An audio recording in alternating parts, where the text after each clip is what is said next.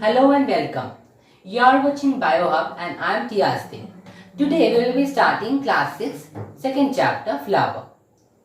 So how are you all? I think you all are very fine and you know that we are under the threat of a coronavirus. So you should be very careful and safe. So let's start our chapter, the flower. Now, a basic question before starting the chapter, I would ask you that what is a flower? What do you mean about a flower? Now, basically, if we say that yes, flower is an element of nature, we know that nature is like a family, right? Okay, nature is like a family, and there are many elements in the family, means many members in the family. Like say tree, flowers, sun, sky, moon, we, the humans, animals, we all are the member of this nature family. Flower is also a member of this nature family. But biologically, what is the definition of flower? Biologically, flower means the reproductive part of a flowering plant.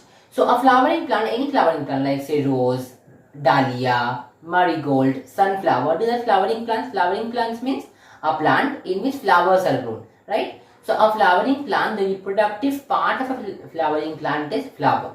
If flower is not there, reproduction cannot take place on a plant, inside a plant. Because of flower only, from one plant another plant gets again invented. Okay, another plant is born. We know that what is a flower. Now, if I ask you another question, that when you hold a flower, how do you hold it? Or which part of the flower you hold? So, if I draw a flower here, a basic, you know how kids draw it. If this is a flower,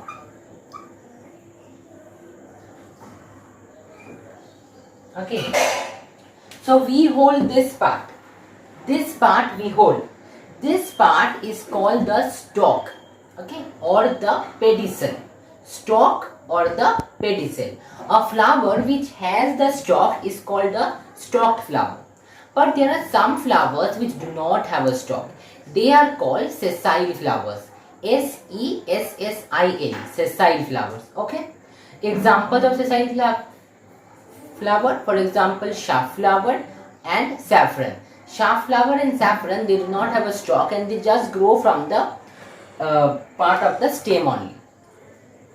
Now, a flower, when we see a flower, when we look at the flower, there are many parts of flower. Okay, or we can see there are many holes of flower. So what are the holes? So let's straight away come to the holes of flower. The first hole is called the calyx.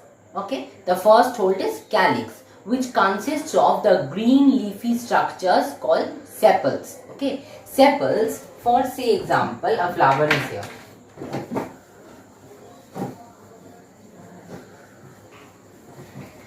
A flower is here and at the base of the flower, say a flower is here.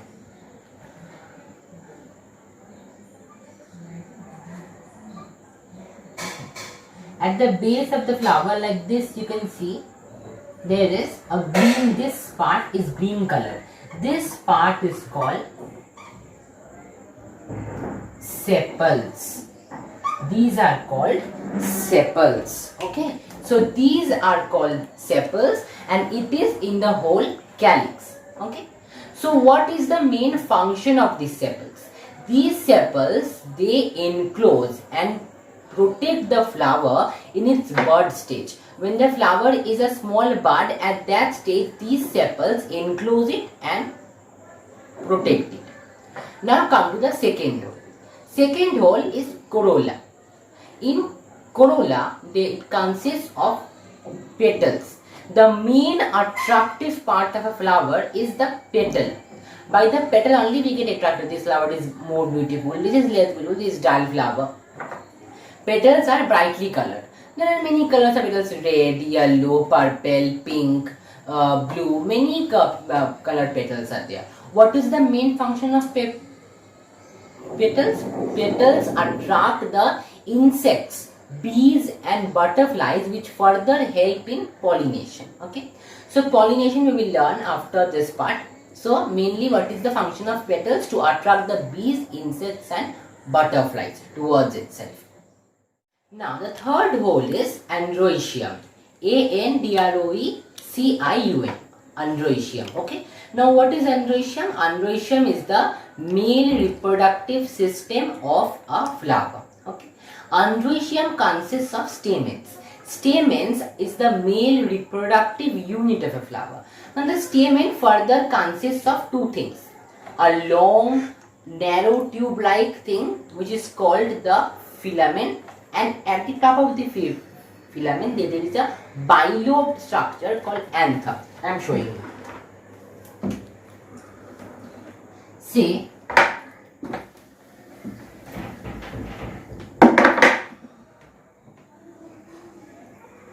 like this, okay, and here it's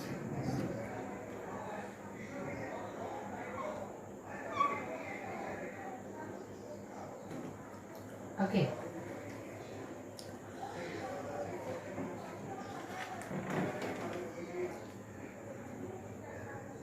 This is the filament.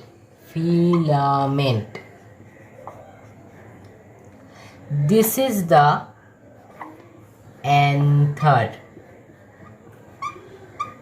And these small tiny grainy structures on the anther are called pollen grains.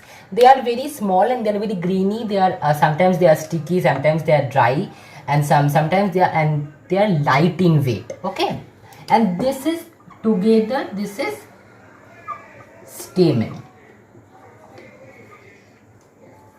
Okay, so by the time you can understand that androecium is the male reproductive system, stamen is the male reproductive unit. Stamen is the male reproductive unit. Filament and anther are the parts of stamen. Okay. Now you see, we come to the fourth hole. Fourth hole is gynoecium. Now by the word gynoecium, you can understand, you can doubt by the time that it's related to females, right? So very good. You have got the point very correct. Gynoecium is the female reproductive system of a flower. It is called gynoecium or pistil. Pistil. Gynoecium or pistil. Okay. Now gynoecium or pistil consists of carpels. Carpels are the female reproductive units of flowers. Like stamens are the male reproductive unit, carpels are the female reproductive unit. Now carpel consists of four major things. Stamen consists of two major things along with that the pollen grains. Here your this carpel, it consists of four major things. The first thing which we see is the style. Style is also like filament. It is a narrow tube like extension. Okay, it is called style, and above the style there is a disc like sticky structure. It's sticky and it's disc like structure. It is called the stigma. So at the top of the narrow tube like style there is the sticky stigma which is disc like, and at the base, that is at the base of the style there is the ovary. Ovary is the swallow-vein basal portion. Please mark the word. Please take a note. It's the swallow-vein basal portion. Ovary is only continuing as the style. Ovary is only continuing as the style as well as a tube-like narrow extension. And inside the ovary there are very small egg-like structures called ovules. These ovules are the female reproductive cells. Okay. So if I see this. So we will tell about the carpel now. Okay. So if this is the ovary, okay, from the ovary, this is the style which grows. Let me do this in a single line only. Wait.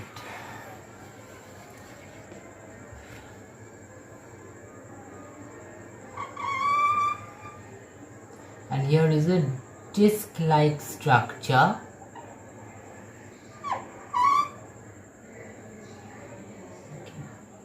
And here are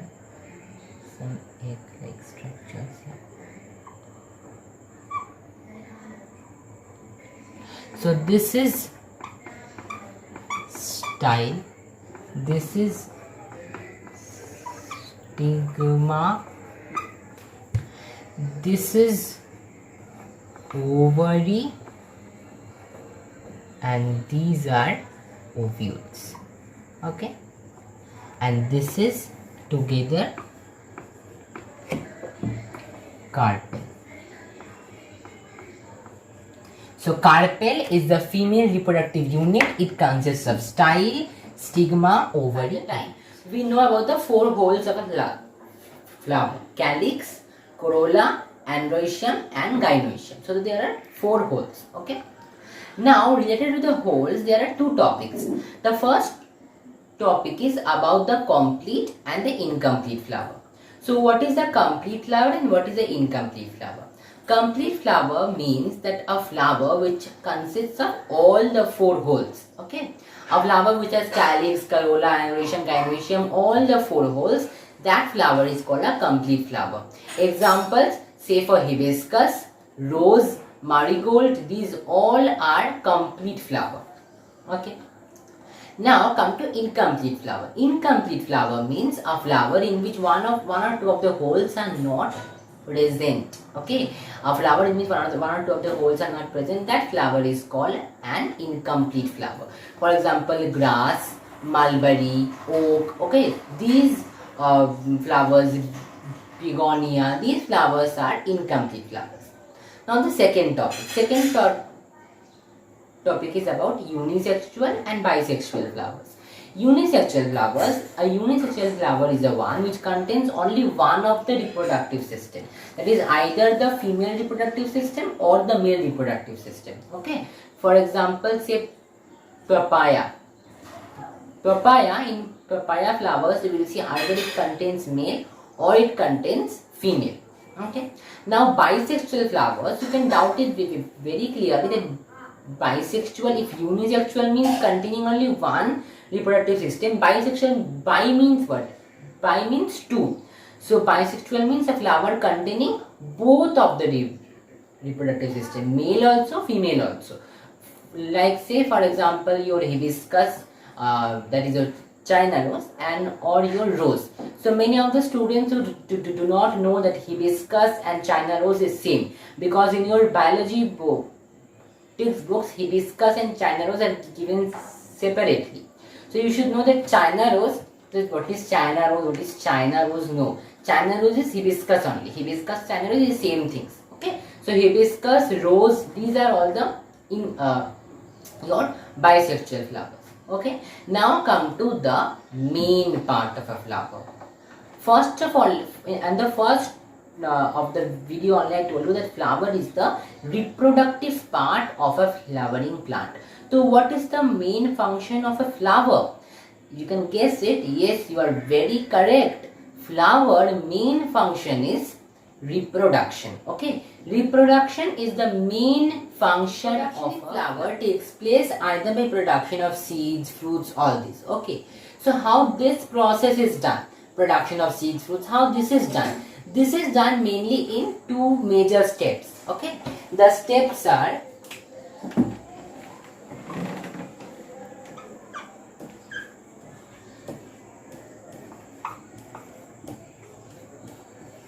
pollination, fertilization.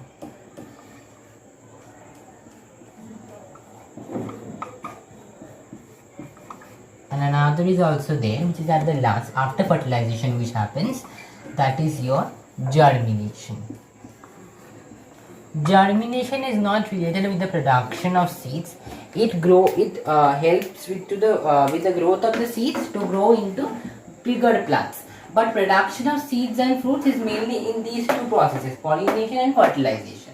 In this video, we will do pollination, fertilization and germination, and we will do in the next video. Now pollination. What is pollination? By pollination, the word we can guess that pollination is related to pollen grains. Okay.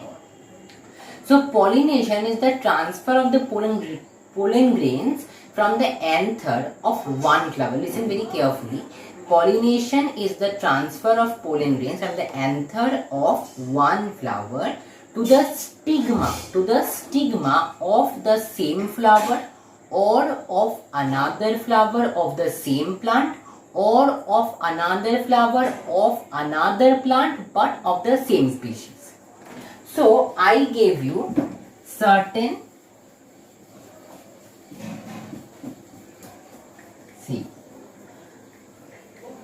odds. I give this or that or this or that.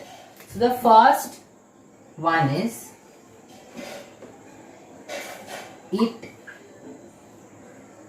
is the transfer of pollen grains from the anther of one flower to another flower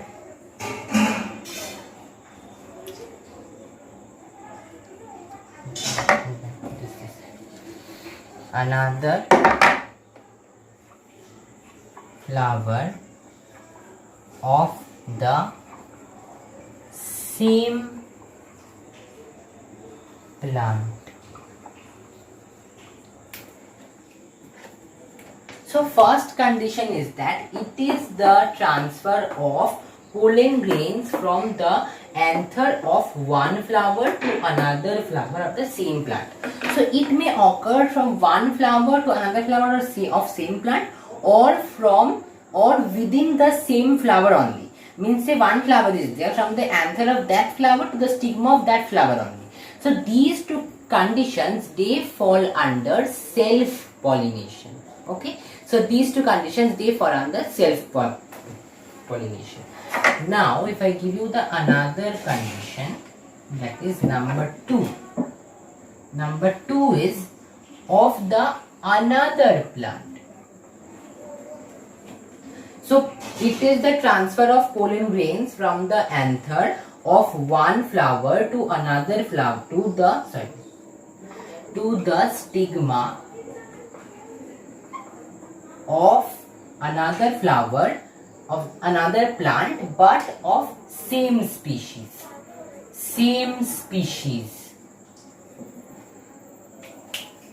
So one flower is here and one flower is here.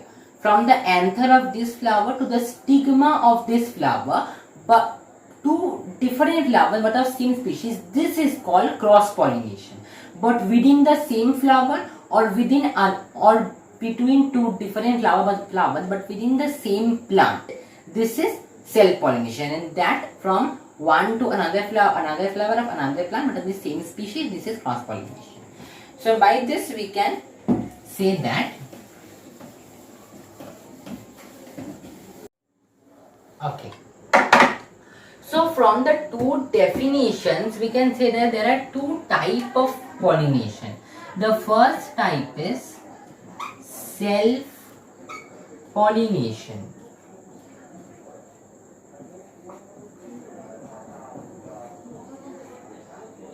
And the second is cross pollination. Okay. So self pollination and cross pollination. So again I am revising it. What is self pollination? There are two conditions of self pollination. It is the transfer of the pollen grains from the anther of one flower to the stigma of the same flower, or it is the transfer of the pollen grains from the anther of one flower to the stigma of another flower but of the same plant. Okay, this is what self pollination is. So if I draw this, say one flower is here,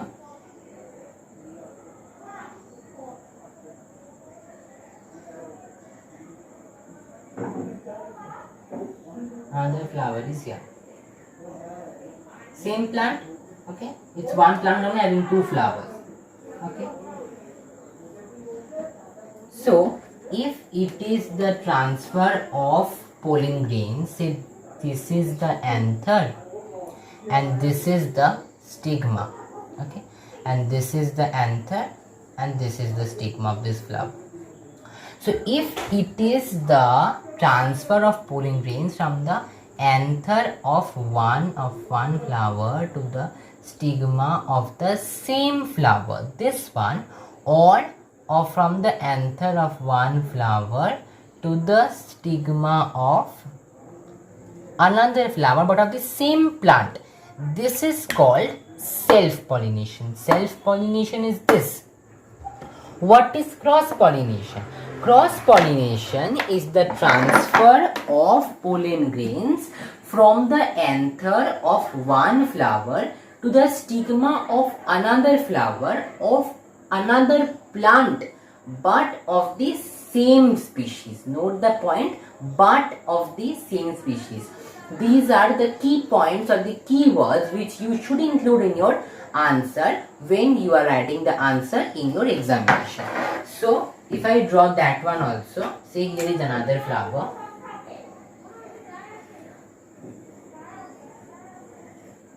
which is having a anther and a stigma. So if it is the transfer of pollen grains from the anther of one flower to the stigma of another flower of another plant but of the same species. See, another plant but same species. Okay, so say for a hibiscus plant, in a hibiscus plant if it is happening, so if in the same hibiscus flower, then it is self-pollination. If another hibiscus flower of the same plant, again self-pollination. But if between two different flowers, two different hibiscus flower, hibiscus means of the same species, two hibiscus flowers are only, but of different plant, then it is cross-pollination. So by the time you are very clear with the what is pollination. Now pollination, when it occurs, it needs some agent to help in pollination, because a plant can't walk to another plant and do the proper pollination, right? So a plant is immovable, so any other agent is required to bring out this process of pollination. Agents like wind, water, insects and animals, these are the main 4 agents of pollination. So come to the first agent, that is wind agent. So agent is wind and the flower will be wind pollinated flower. So during when a flower is there, say 2 flowers are there and a very fast wind or even a light wind also is blowing, it carries the pollen grains which are very dry and very light in weight with it and transfers it to the stigma of another flower or of the same flower only. And then the process of fertilization occurs. So this is what wind pollination is. Okay. Now in wind pollination, the flowers have some special characteristics. They are very dry and light in weight. Okay. They are produced in a large number. The pollen grains are produced in a very huge number, because some may get wasted, because some may fall and get wasted. So some have to reach to the stigma of another flower. So they are produced in a large number. And third one is the anther and the stigma. They are projecting out. Okay, projecting out very much. Okay, they are hanging out. They are in a way hanging out. The stigma is hanging out in order to catch all the pollen grains which are coming in its directions. Okay. Now come to the second agent, that is water. Water pollinated flowers. In water, for example, say Vallisneria or Hydrilla. For example, say in Vallisneria, what happens? The male flowers are there and the male plant is there and the female plant is there.